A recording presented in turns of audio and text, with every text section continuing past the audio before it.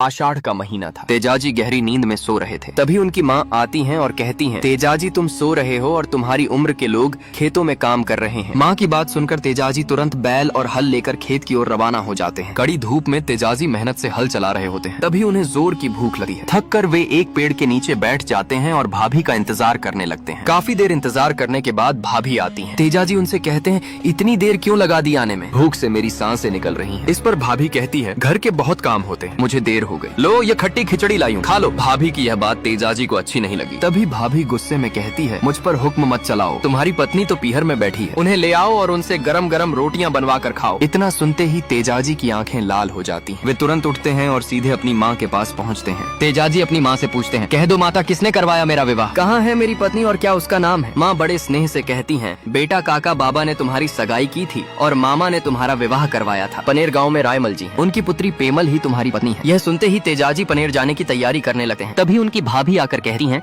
देवर जी पत्नी को लाने से पहले अपनी बहन राज को लेकर आओ। तेजाजी तुरंत राजल को लेकर आते हैं और पनेर जाने की तैयारी करते हैं। तभी घर पर पंडित जी आकर कहते हैं, आज सुगंध शुभ समय अच्छा नहीं है, 2-4 दिन बाद जाना। लेकिन तेजाजी दृढ़ स्वर में कहते हैं, सुरवीर सुगंध नहीं देखता, और वे पेमल को लेने पनेर के लिए रवाना हो जाते हैं। तेजाजी अपने ससुराल पहुँच जाते हैं। रात का समय था और बहुत तेज बारिश हो रही थी। पास में एक बगीचा था। तेजाजी बगीचे के माली से कहते हैं, दरवाजा खोलो, मैं भीग रहा हूँ। माली कहता है, बगीचे की चाबी पेमल के पास है। तभी तेजाजी माली को एक सोने की मोहर देते हैं और कहते हैं, अपनी पत्नी को पायल दिला देना। यह सुनकर माली दरवाजा खोल देता है। तेजाजी अपनी घोड़ी लिलन को बगीचे में बांध देते हैं और स्वयं सो जाते हैं। सुबह होती है। माली बगीचे में देखता है तो लिलन घोड़ी ने सारा बगीचा तहस नहस कर दिया था। माली पेमल के पास जाता है और कहता है, रात को एक परदेसी आया है, उसकी घोड़ी ने पूरा बगीचा खराब कर दिया। यह सुनकर पेमल अपनी भाभी से कहती है, जाओ और देकर आओ कौन है वह परदेसी। भाभी अपनी 2 सहेलियों के साथ तेजाजी के पास आती है और पूछती है, कौन हो आप, कौन सा आपका गाँव है और किसके घर आए हो मेहमान? तेजाजी उत्तर देते हैं, घरनालिया मेरा गांव है, तेजाजी मेरा नाम है, रायमल जी के यहाँ आया हूँ मेहमान। इतना सुनते ही भाभी दौड़कर पेमल के पास जाती है। जब भाभी ने पेमल को बताया कि बगीचे में आए मेहमान कोई और नहीं बल्कि तेजाजी हैं, तो यह सुनते ही पेमल खुशी से झूम उठी। वह तुरंत सज धज कर तेजाजी के पास पहुंची और मुस्कुराकर बोली, इतना इंतजार क्यों करवाया? दोनों हंसते हुए घर की ओर बढ़े। घर के बाहर गाय बछड़े भागने लगे तो सास नाराज होकर बोली, काला शाप के खाया कौन है, जैसे आया है वैसे लौट जा। यह सुनकर तेजाजी उदास हो गए और घोड़ी से बोले, चलो यहाँ नहीं रहेंगे। पेमल गुस्से में बोली, माँ अगर मेरे पति लौटे तो मैं इस आंगन में पानी तक नहीं पीऊंगी। सास को अपनी गलती का एहसास हुआ। उन्होंने तेजाजी से माफी मांगी। आखिरकार पेमल ने उन्हें मना लिया और दोनों महल में बैठकर अपने मन की बातें करने लगे। तेजाजी गहरी नींद में सो रहे थे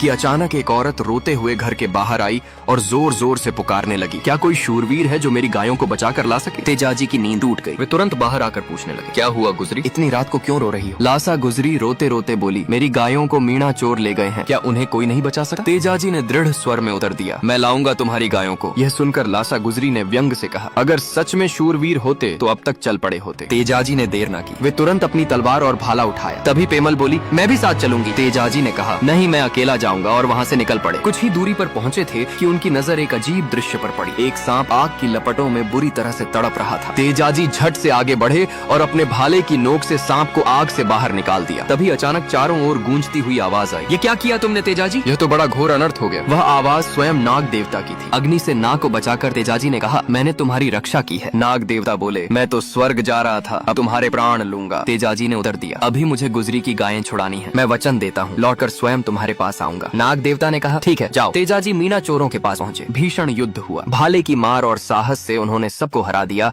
और गायें छुड़ाकर गुजरी को लौटा दी। गुजरी ने पूछा, अब कहाँ जाओगे? तेजाजी ने गंभीर स्वर में कहा, नाग देवता से किया वचन निभाने, और वह बम्बी की ओर लौट पड़े। तेजाजी अपना वचन निभाने बम्बी पर आ गए। जब नाग देवता ने तेजाजी की हालत देखी तो वे सोच में पड़ गए और बोले, कौन हो तुम, किस देश से आए हो? तेजाजी ने सारी बात बताई। नाग देवता भावुक हो गए और बोले, तुम कोई साधारण मानव नहीं हो, तुम्हें मैंने व्यर्थ ही परीक्षा में डाला, जाओ मैंने तुम्हें क्षमा किया। तेजाजी ने कहा, मुझे कायर मत समझो, मैंने अपना वचन पूरा किया, अब तुम भी अपना कोल पूरा करो। नाग देवता ने कहा, लेकिन तुम्हारा पूरा शरीर तो खून से लथपथ है, मैं तुम्हें कैसे डसूं? तेजाजी ने उत्तर दिया, मैं अपनी जीभ दूंगा, डसने के लिए आप मेरे भाले पर चढ़कर मेरी जीभ पर डस लेना। नाग देवता भावुक होकर बोले, धन्य है तुम्हारी माता जिसने तुम जैसे शूरवीर को जन्म दिया, तुम्हारा नाम इस दुनिया में अमर होगा, लोग जगह जगह तुम्हारी पूजा करेंगे और कोई भी सांप बिच्छू का जहर तुम्हारा नाम लेने से उतर जाएगा। फिर नाग देवता भाले पर चढ़े और तेजाजी की जीभ पर डस ली। पास ही आंसू देवासी बकरियां चरा रहा था। तेजाजी ने देवासी को पुकारा और कहा, भाई हो तो मेरा एक काम करो। देवासी पास आए। तेजाजी ने कहा, जाओ और बेमल को समाचार दो कि हमारा साथ कुछ पल का ही था, कहना तुम्हारा तेज जल अब कुछ पल का मेहमान है। आंसू देवासी आंखों में आंसू लिए रवाना हो गया। इधर लीलन रो रही थी। तेजाजी तेजाजी ने कहा, रो मत, पगली जाओ और माँ व बहन राज को धीरज देना और कहना तुम्हारा तेजल स्वर्ग से धार रहा है। लीलन बोली, जब तुम ही जा रहे हो तो मैं इस दुनिया में रहकर क्या करूंगी। तेजाजी ने उत्तर दिया, तुम्हारा नाम अमर होगा। लीलन आंसू बहाती हुई खरनालिया के लिए रवाना हो गई। माँ और राज ने देखा कि लीलन की आंखों में आंसू। माँ ने पूछा, तेजल कहाँ है? लीलन की आंखों ने ही सब कुछ कह दिया। उधर आंसू देवासी पेमल के घर के बाहर पहुंचा और उसे बुलाकर कहा, तुम्हारा तेजल अब कुछ पल का मेहमान है। यह सुनते ही पेमल की सांस जैसे रुक गई। इधर तेजाजी देव रूपी आत्मा स्वर्ग से धार गई। दोस्तों, यह थी सत्यवादी वीर तेजाजी की कथा। अगर कोई भूल चूक हुई हो तो क्षमा करना। अब मिलेंगे नई कथा।